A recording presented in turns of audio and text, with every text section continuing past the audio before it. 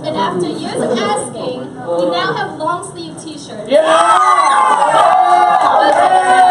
Not t-shirts of the 90s, but you can get some at the Escape, at the cafe for $13. Get one before they're gone because they're gonna sold out. I'll buy them all. Sold out. On Sunday, January 6th, Eric will be hosting a family meeting. Yeah. Here at the Escape at 6 p.m. Tell your parents you want them to come. Thank you. There'll be invitations sent home with your, so get them like at the end. There'll be invitations for your parents. Basically, the meeting is talking about things like what we'll be doing, like trips and stuff during 2019. So make sure you pick those up down there. There will be a Christmas Eve service at Liberty Street Church on December 24th at 6 p.m. We would love to see you guys come. It's fun. Okay, we're gonna pray. Everyone bow your heads. We're gonna pray. Dear Lord, we thank you for all the people that came here tonight. We hope they have fun and have a wonderful night. And yeah, we just hope that they have fun and a wonderful night. And that they have a good Christmas and a good time that we're closed. Amen.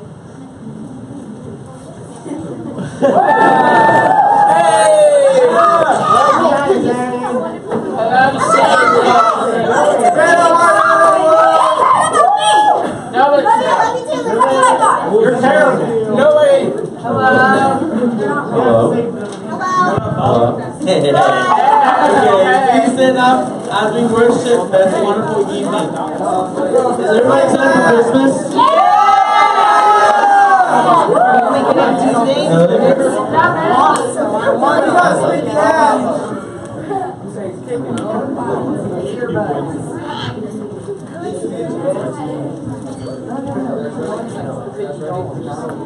Okay, you guys ready?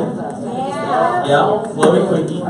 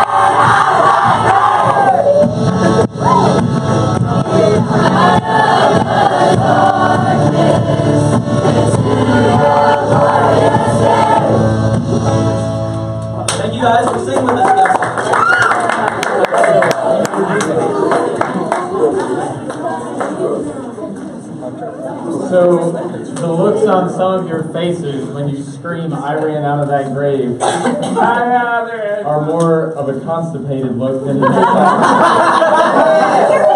ran out of that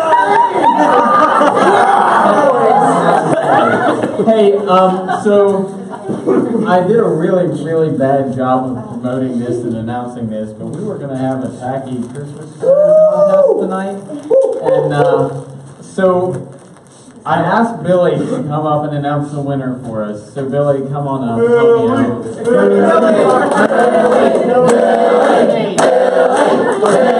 Drum roll, please. Billy, please announce the winner. Me, Billy, pick me! Oh wow, look at that. Billy wins! So Billy, I am excited to bestow upon you a bag, not a bag, 30 bags of snack-sized chips directly from Frito-Lay, and they're actually only 1 day expired. Congratulations. You can pick up your prize before you leave. Nobody else is going to take it, I promise. So, yeah. I'm really excited to be able to hang out with you guys one more time this year. Leave. I won't hang out. You're fired. Oh, one more shout out I gotta give real quick. Today, Alize and Jess skipped school to go. We're not celebrating the school skipping. They skipped school to go do a career fair with me at WVUP, and over the course of the day, we got to talk to between 800 and 1,000 middle school students from all over Wood County, and Alize and Jess were basically rock stars. Like, everybody just wanted to hang out at their table, so that was pretty great. And I was just one of the boring presenters in one of the panel discussions, but I had fun, so there's that. Okay, so tonight we're gonna take a little detour away from the series that we've been in, the Hardcore Truth series that we've been working through. We're gonna detour away from that for this evening. And I'm going to do a little bit of storytelling this evening, and then I'm going to give you a chance to do a little bit of storytelling this evening. So as we get started, here's the story that I want to tell you. And in my opinion, this is one of the coolest, the most interesting stories in the whole Bible. It's the story of the nation of Israel and their trek to the Promised Land. This is a cool story. And if we were to read through this whole story in the Bible, we'd probably be here all night because it's a long story. So I'm not going to do that. I'm just going to hit on some of the main points, some of the high points, some of the low points real quick. So hang with me, and I'm going to see how fast we can get through this. And I promise this is all going to tie into what we're talking about here in a little bit. So, due to a famine, which is like it gets really hot, there's no rain, all of the food dies. Due to a famine, a man named Jacob, who was later given the name Israel, thus the name of the nation of Israel, this man named Jacob moved his family from their homeland to Egypt because there was food in Egypt. Most of you are probably familiar with Egypt. You've seen it on maps in geography class, whatever. It's still a thing. So is Israel. Two nations that you're probably familiar with if you've been in geography or watched the news. So they move into Egypt, and for many years Jacob's 12 sons lived peaceably among the Egyptians. Everything was good. In fact, one of Jacob's 12 sons became a prince sort of a prince. Kind of more a governor than a prince, okay? But he had this big role in the government of Egypt, saved Egypt from famine, all of that good stuff. Anyway, because of his position, this son, Joseph, made it possible for this family to live in peace in Egypt for many, many years. Well, there were 12 brothers in this family, okay? 12 brothers, they get married, they have kids.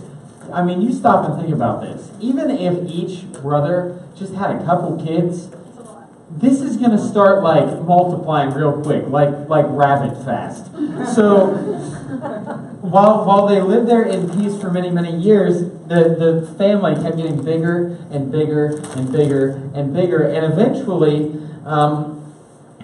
Joseph is dead. He's not in the government anymore. All of these original 12 sons, they've died, and now it's their family living in Egypt. And this Pharaoh, this king of Egypt, comes into power, and he's looking around and he's like, there are a lot of people here who are not Egyptians.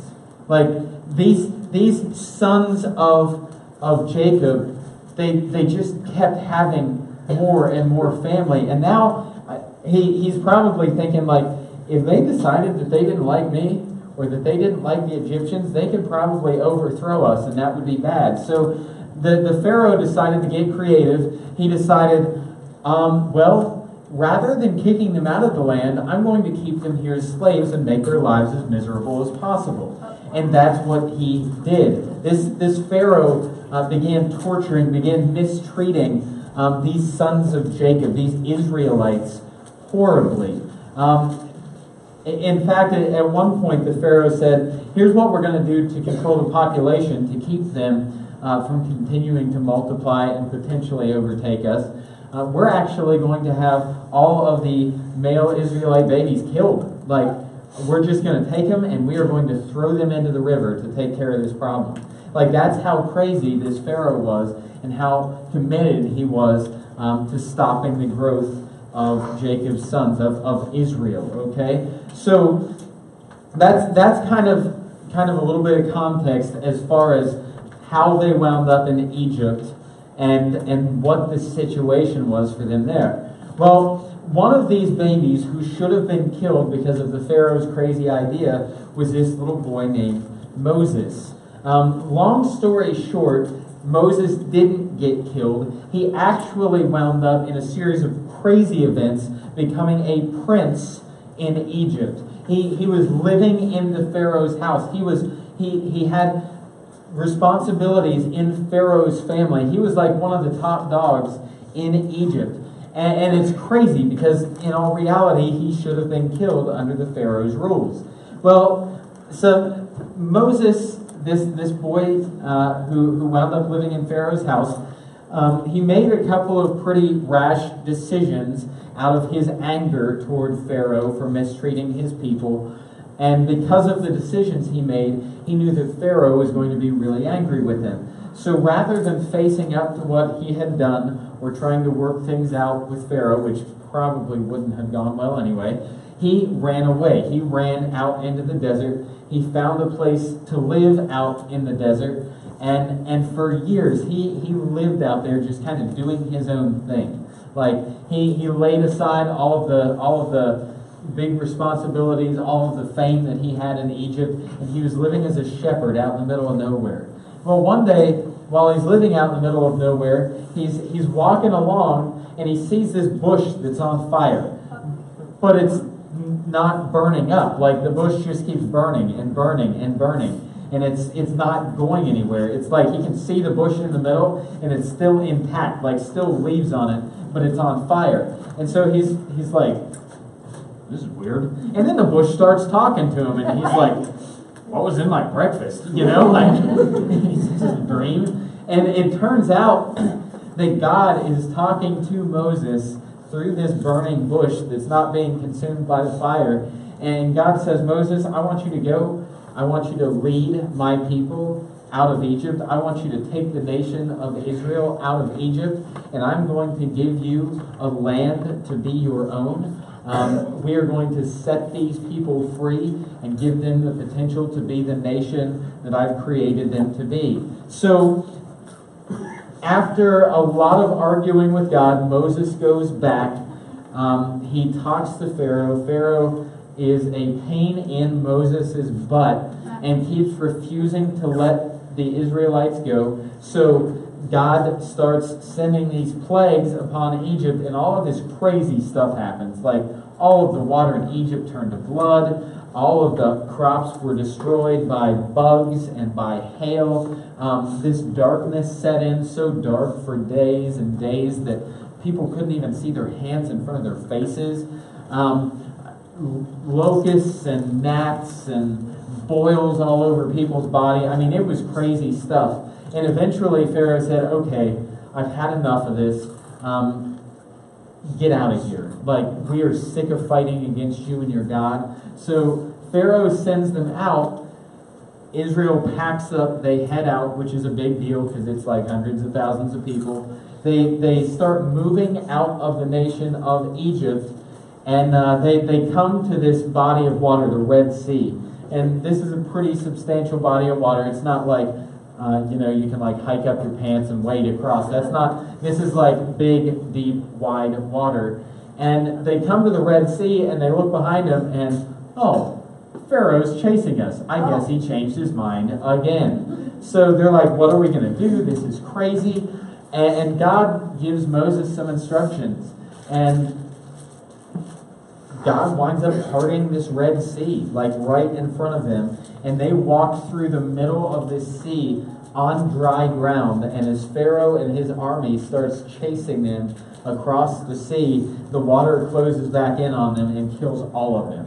Like completely wipes out the enemy. So they're free now. They've escaped Egypt. And it should have been a pretty straight path to this land that God had promised them. But these people had a tendency of doing stupid things to make God mad.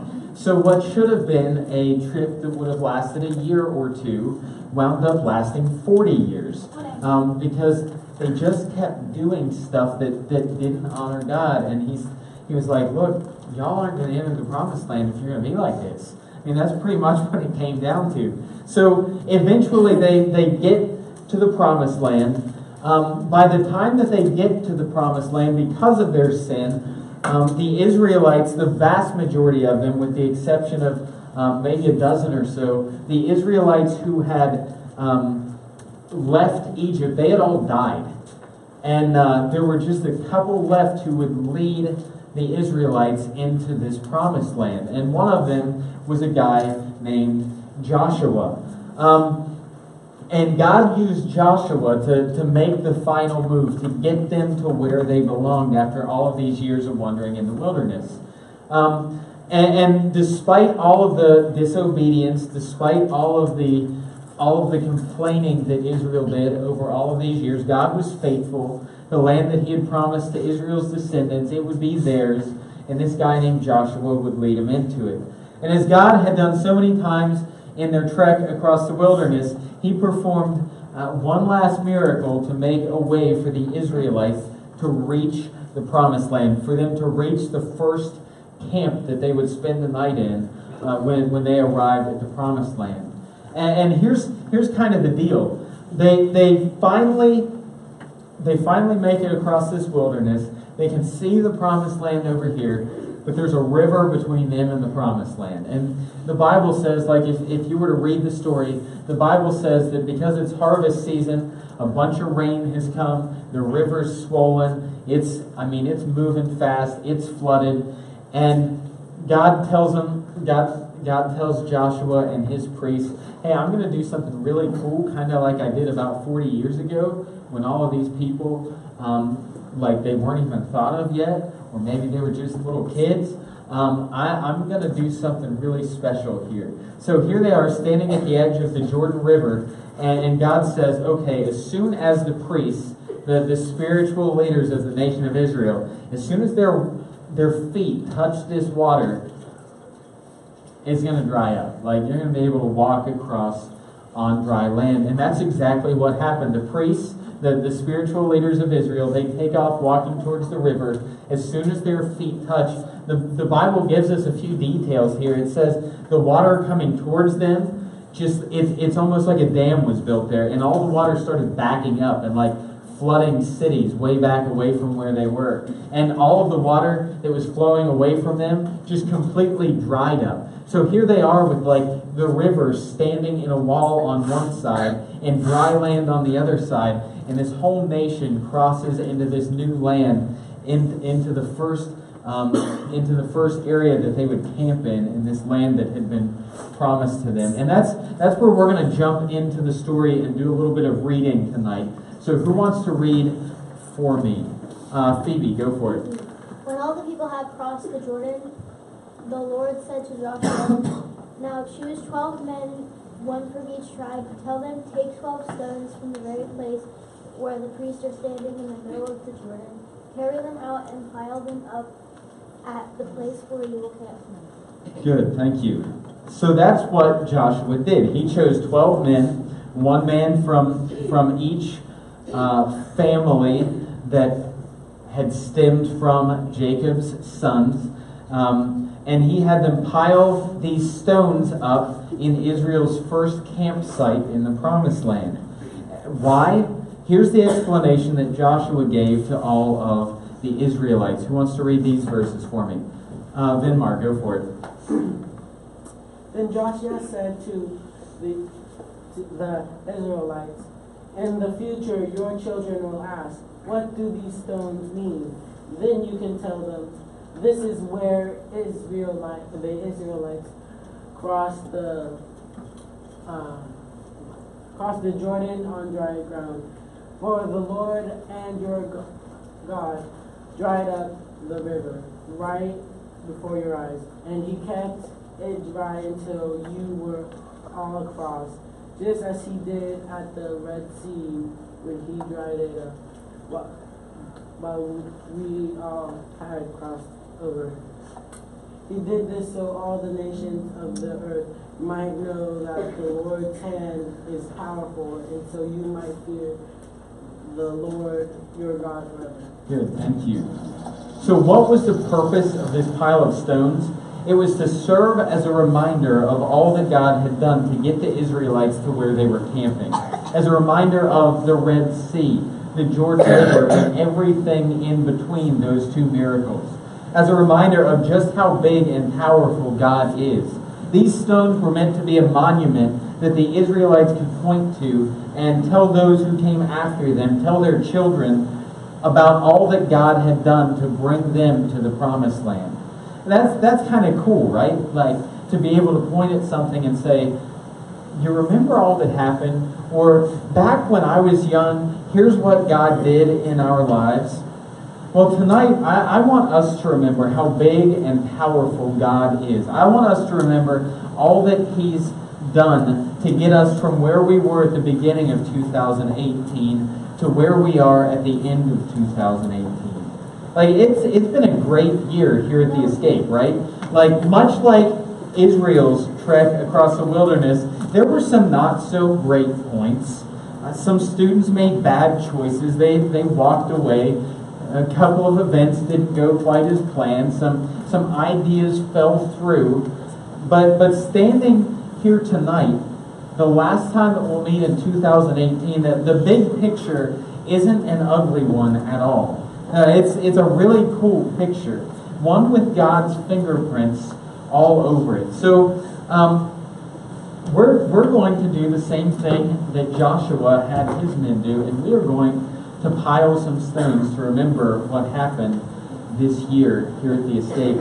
The first thing that came to my mind when I started thinking about some of the cool stuff that God did here this year, God gave us some really great help and a different kind of help than we've ever had before. Back at the beginning of 2018, God provided enough money for us to hire a guy named Marty,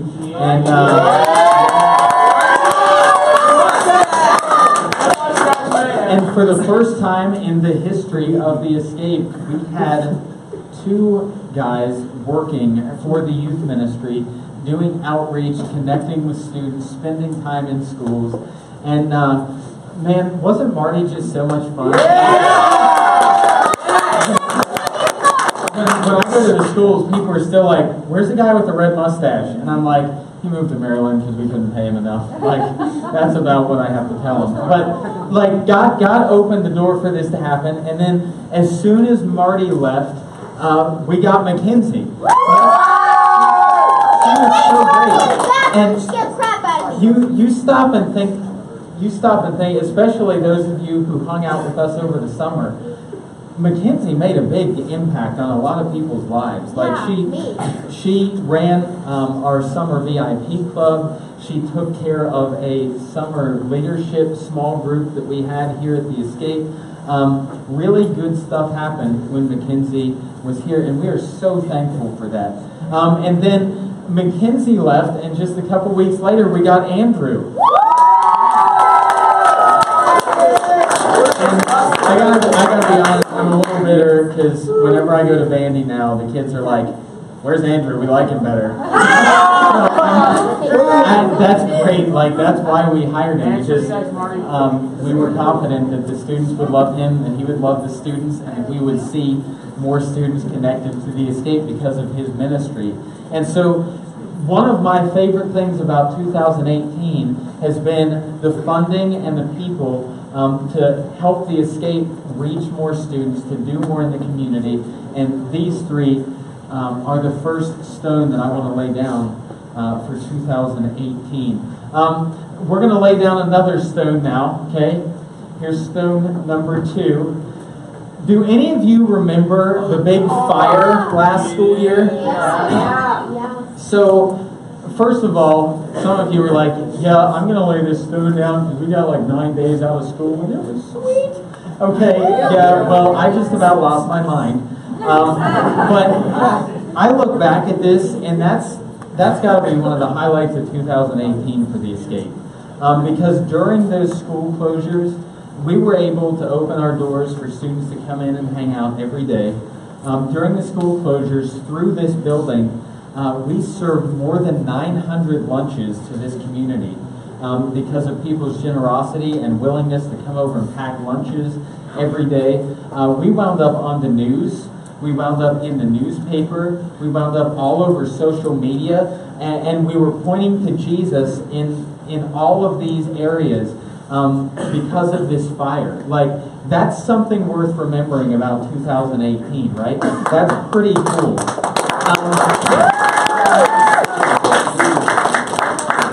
In March of 2018, we had a big family night, and we baptized a bunch of people. Now, that's exciting for somebody in my position, because a lot of these kids, a lot of these students, are students who had been part of the ministry for a while, students who maybe when they came, they didn't even claim to know Jesus. They didn't even claim to be a Christian. Some of them, in fact, claimed that they were atheists. But over a period of weeks or months or years, they decided, I want to trust Jesus. I want to follow Jesus. And I want to make it public. And that night, I think we baptized like 9 or 10 students. And different small group leaders baptized different students. It was a really cool night just to see so many students step up and say, yeah, I'm serious about this.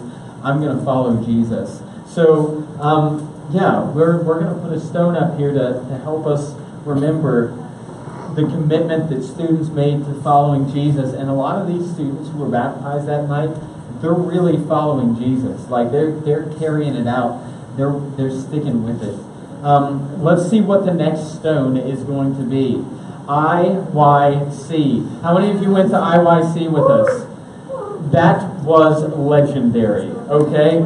So we took a group of high school students to Indianapolis for 4 days, International Youth Convention. While we were there, we heard some of the best speakers you could ever hear, heard some of the best bands play that you could ever want to see live. We got to spend time as a group talking about life and Jesus and the way that God had been working in our lives. We got to go to the zoo and eat ridiculous amounts of food, not food at the zoo. Those were two separate things. We aren't going to eat the zoo food. That's weird. But that was such a great trip. Like, if I could press rewind and pull some of these people out of the trip that I didn't want to be there, I wouldn't pull any of them out, because that was one of the most fun trips as a youth pastor that I've ever gone on, because it was just such a great group. And every single student in this picture is actively serving and living for Jesus today. And that was back in July. So that's an exciting thing. So we're going to put a stone up. Oh man, I almost smashed my fingers. I would have cried. Okay. Next stone that we are going to put up. Camp. How many of you went to camp this week?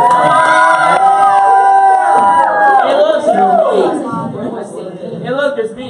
Camp, there are always pros and cons to camp.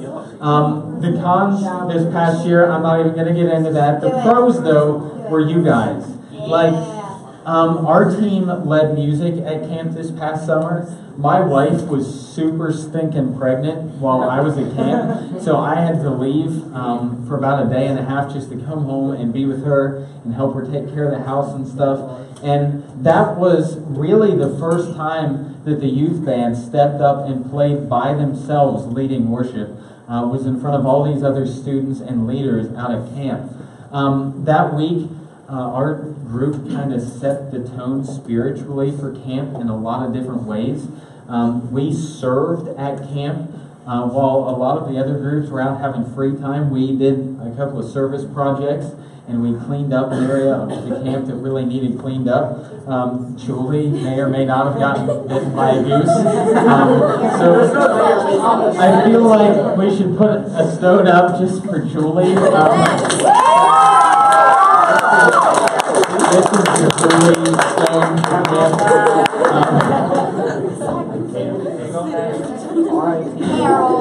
All right, our next stone. This is kind of a little bit different note, but we got a lot of new stuff for the Escape in 2018 from a lot of great people. This is going to collapse on a kid's leg and we're going to get sued. So we put it out on Facebook. Hey, we'd like to have a new air hockey table. Within like 2 hours, we had enough money to buy like the Mac Daddy of all air hockey tables. This stage and this TV and that drum set, all of that stuff is brand new in 2018 because people were willing to donate the supplies and the money to get this stuff. A couple months ago, somebody gave us all the money we needed to put these new signs on the ends of the building. One of the hardest things for me to do has always been explain to people who don't know where we are how to find the building because we didn't really have any signs on the building. And somebody donated, I don't know, it was like almost $2,000 to get these signs put on the building so people can find us. That scrolling LED sign out front, that was given to us and installed in 2018 so we can advertise events. Most recently, we got these new generators and a new pop-up canopy, 100% nothing came out of our youth funds, nothing came out of the youth budget. And now when we go do hot chocolate and stuff, it's a lot easier to do that. And with these new generators this coming summer, when we have opportunities to go to different parties and community events and stuff, we'll be able to use these new generators to run all of our DJ equipment so we can do more outreach in the community than we have ever been able to do before because of people's generosity. And on top of that, I mean, there's hardly a week, a month that goes by that something new doesn't show up in this building because somebody believes in this ministry enough to give us money or to give us nice stuff. So I want to put a stone up just to kind of thank God and to remember that a lot of our last year. Next up, what we got? So we added a couple, well, like 3, maybe 5, a lot of new team members to our Escape Student Ministries team for this school year. I didn't put their pictures up there because I didn't want to make them feel too awkward. But Lisa and Brian and Kira and Carrington and Joe and there's one, Harry. I had them all written down, but I sat my Kindle down and now I'm trying to figure this out on my own. All of them joined our team for the first time at the beginning of this school year, and that's a big deal, okay? Like, I don't know if you ever really stop to think about this, but all of the adult leaders who are here work other jobs. Some of them are in college. They don't get paid anything for being here. In fact, a lot of times they put up their own money to help more stuff happen here. They come and, I'm going to be perfectly honest, a lot of nights they deal with attitudes and they deal with disrespect. And they deal with me. Attitudes and disrespect that they shouldn't have to deal with. But they keep coming back and they keep serving because they love you and because they want to see you go further in your walk with Jesus. And so I've got to put a stone up here to remember all of the leaders who committed. At the end of last school year, honestly, I was a little bit panicked because we lost several leaders, not because they didn't want to serve here anymore, but they moved away, or Maddie had to go to college. But she's here tonight. Did you guys see Maddie? But I'm so thankful for the people that God brought along to fill our needs, and the people who've been serving here faithfully for the last 3.5 years. What happens here week after week, month after month, could not happen without the committed adults who serve here. What is our next stone, my good man? Okay, I'm going to get a little emotional right now. Probably my favorite thing that I've ever been able to do in ministry to this point has been to take our juniors and seniors on college tours this year. I have had so much fun doing this, spending time with them. A few of the people in this picture, I've had them since they were in like 7th grade, and now they're graduating, and like I can't even. And then some of y'all came along within the past 3 years, some of you within the last year or two. But it's so cool to see y'all going somewhere with your life. And so over the past couple months, we visited 3 colleges so far. We're going to be visiting 1 more college at the beginning of this coming year.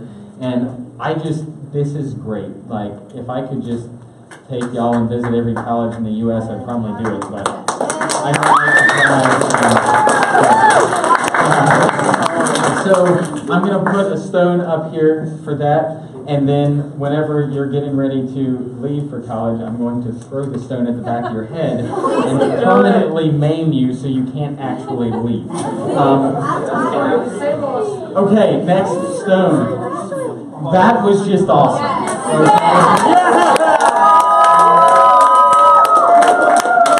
So we don't do a whole lot of just straight up bribe kids to get them here events.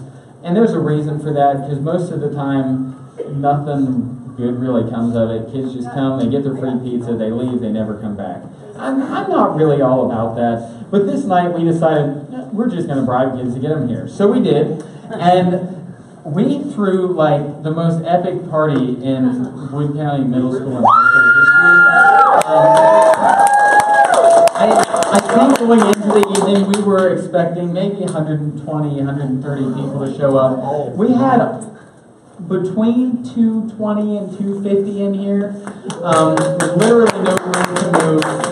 People heard Jesus, and since then, most of them aren't here tonight, but there are about 5 students who came for the first time that night who have been here almost every week since then.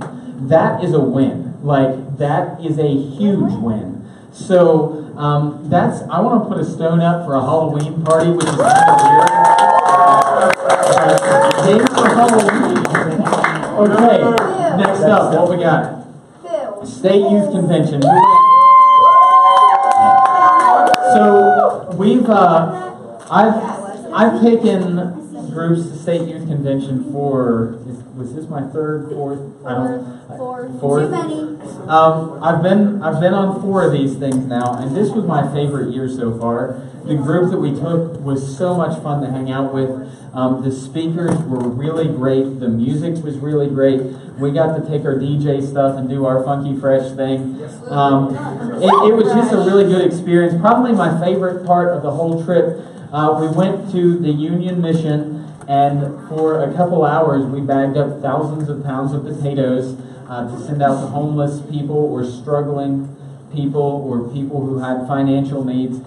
Send those things out to them for Thanksgiving. We bagged up probably a couple thousand pounds of pasta to go out to people in need for Thanksgiving. And it was just so much fun serving with this group. And while we were there, I don't know that I heard a single one of these students or adults complain a single time about serving. And as we talked after the trip, that was actually the highlight for a lot of them and not just me. So it was really cool to see these students like serving and loving Jesus and loving people together. So I'm going to put a stone up for SYC. Okay, next up. Okay, so 12. C. See how it's all tied together? Yeah. Okay. No, not 12 stones of Christmas, but 12 tribes of Israel. I can't even believe that. This is why we don't have nice days. Okay, so this is like a super overwhelming slide to look at, but this one is meant to represent all of the connections that we made this past year, all of the outreach that we were able to do this past year. This past summer, we had 6 or 7 different guest speakers come and take the stage here at the Escape, and then throughout the school year, we've had another 3 or 4 come and take the stage. That's done a lot to bring the youth ministries and the community together, because they know that we're willing to share our stage and share our space and share our stuff and do ministry together, and so that's been cool. Alize and Keontae and I, and now like Liberty's in training because she's really loud and obnoxious. We've been able to DJ school dances that have gotten us connected with hundreds and hundreds of students who we might never have made a connection with otherwise. We hang out in front of PHS and South every week, giving out free hot chocolate and popsicles and stuff. We spend time in the schools. Like, we've been able to connect with a lot of people in a lot of really creative ways, and that's been a really good thing. So I'm going to put a stone up for being able to work with so many people from so many organizations, for so many students in the Wood County school system. I'm going to put a stone up for this one. And we've got one more stone, which makes 12 stones, which is the same number of stones that were taken out of the Jordan River to represent the 12 tribes of Israel, not the 12 days of Christmas. Okay, so this last stone, this year was a really cool year as far as watching y'all get involved in the church over there. Like, one of my primary goals for the Escape, a much better job of that than I could, one of my primary goals is to see you all learn to know and love and serve Jesus, and then to know and love and serve Jesus within the church. Not just hang out here on Wednesday nights and go on the fun trips, but to use the gifts and the talents, the abilities, the skills that God has given you to serve on a bigger level, to serve in the big church, to serve the church all over the community, all over the world. And this past year is probably the first year that I could say that we're really making a difference, that we're really meeting that goal. On a monthly basis over at Liberty Street Church, about 20 of you are serving in some capacity, whether it's greeters or running sound or playing in the band or helping in the nursery, or, I mean, there are so many things that y'all are pitching in and doing over there. Some of you are helping with the kids ministry now. That's the way it's supposed to work. Like, you guys are the church, and this past year we saw that. When people weren't available to lead music, you led music. When they needed extra help in the kids ministry, you stepped up and did it. And a lot of times, nobody necessarily had to ask you to do it. You were just ready. And you've served well. You've made some of the adults look bad because you do such a good job. And I'm really proud of you guys for stepping up, for investing in the church. And I know some of you guys go to other churches on Sundays. That's great. Invest in that church. Work hard there. Use your gifts there. Because that's what it's all about. You know, that's the kind of thing that I dream of seeing happen. Because quite frankly, all of the people over there who are older than you are going to be gone someday. And y'all are going to have to keep running with this thing, because this community needs this church to get Jesus to it. And y'all are this church, so make it happen. So I'm going to put a stone up here to represent all of the work that you did in making the church something better and making the church more like what Jesus desires it to be. So those 12 things kind of popped into my mind, kind of stood out to me. I know there were a lot of other trips There were a lot of little things that happened, conversations, whatever. So I want to give you a chance, and I want this to be directly related to the escape or to what God has done in your life in 2018. But does anybody have anything that you'd just like to stand up and share real quick and say, this is my stone, like this is what I'm going to remember about 2018. This is what I remember about what God did in my life and through the escape. Yeah. I made really good friends with Andrew. Yeah. Very cool. Rocker City. Yeah, the Dare to Share thing. How great was that? I think dressing up as a girl. Yeah, well, that's kind of an annual thing. If we could go a year without Isaac dressing up like a girl, I was dressed up like a girl this year too. Yeah, well. You're not Isaac. Okay. Well, I came to the escape and met the second best friend we ever had. That's awesome. Anybody else? Maybe something God did through the escape or in your own life this past year, Billy? People that are coming in and filling the seats for everybody just to come here and hear Jesus. Yeah, we've seen a lot of new people here this year, haven't we? It's been very cool. Yeah. Sharing testimony. Oh yeah, that was so cool. So one Wednesday night, Alize and Hope and Azarian and Chloe took the stage and just kind of shared their stories and what God had done in their lives. And then they took that over to the church and did the same thing. And then we went on a youth retreat and they did the same thing. And they just learned to use their stories to make a difference for Jesus. So that was super cool. I saw another hand. Yeah, Wyatt. That everyone saved my money to help my grandmother for Christmas. Very cool. Thanks for sharing that, man. Yep. I'm going to remember God opening up doors for me, Lucas, and Steven, going out to Marty's camp and working there for a whole entire month, and getting to work and serve with children. Woo! Yeah. How cool is that? Being able to join the band after burning. Yeah, good deal. Okay. What? I changed my mind. No, I thought you were pointing at me. Never mind. The thing I remember is that when I'm like away and I'm with helping like set up and like prepare for like camps and SYCs like that, just hearing people that don't even go to this church just talking about the escape, and no matter how annoying or obnoxious everybody is, it's like I just love everybody, and it's just so awesome how we like all got together and we're just like one big family. I think it's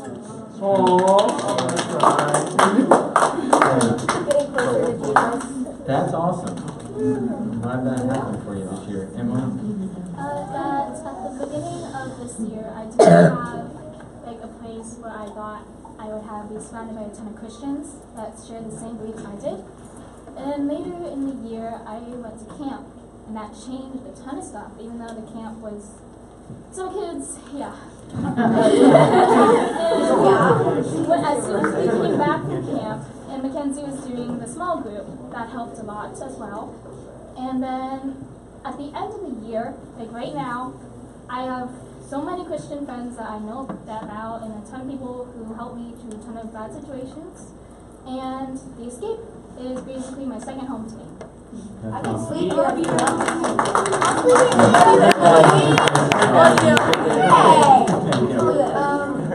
to remember when we did the Ringing Bells Piggly actually recently, when everyone was being very helpful and gave us a bunch of food and money for Sunday Journey and for Franklin, yes. Very cool. And I got to tell you, Franklin was so appreciative. We're delivering some more of the food over to this ministry called The Gathering tomorrow, and they are so excited about that. And we raised a couple $100 for Salvation Army during our bell ringing time, so that was definitely very cool. Yep. Realize how much we need an escape plan. What's that? Realize how much we need an escape plan.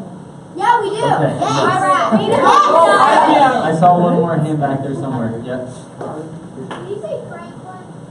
Yes. I used to go to that. I know. We should get a mastiff. Oh, okay. Just being able to come here and awesome. I'm glad you're here, Caitlin. You're amazing. Okay, so man, I hope that when you look back at your time at the Escape in 2018, you're as thankful and as excited as I am for my time here in 2018. This is my dream job. I love doing what I do. I love being able to hang out with you guys. I love being able to open up this place for you to come in and be here. I love spending time with you at your schools. I love working with the people that I get to work with. In a couple weeks, when we're closed and having our staff meeting, staff dinner, training thing, I look forward to those so much because it's just kind of us being able to get together and goof off and be stupid and eat good food. And sometimes we need that without you because we can be stupid when you're not here and you won't go out of control. But if we're stupid when you are here, you just lose your minds and you can't handle it. So I'm going to pray real quick. We're going to break up into small groups for a few minutes to close out the evening.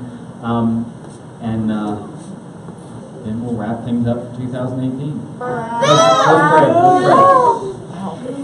God, I am so thankful for this group of students that I've gotten to spend 2018 with. I'm thankful for the leaders who make so much of what happens here possible. God, I'm thankful for all the great stuff that you did through this ministry and in the lives of these students as they got to know you more intimately this year. God, I pray that as we move into this new year, that we would continue to see you do great things, that you would help us overcome obstacles, that you would help us to do more and better things in the name of Jesus. God, that we would see more students come here and get the message of the gospel and then get to know Jesus and then serve Jesus in church. God, I pray that in 2019 that you would bring more students our way, that the students who are here would get more serious about Jesus. God, I pray over the students who will be graduating this year. I pray that as they take the next step in their journey and their walk with you, that it would be a good one. God, I pray for the students who will be stepping up into 6th grade and joining us this coming school year. God, I pray that they will get plugged in and that they will learn what it means to serve Jesus and to worship Jesus here at the Escape, so that we can see them be part of a bigger church, God. I am so thankful for all that you've done here, all that you're going to do.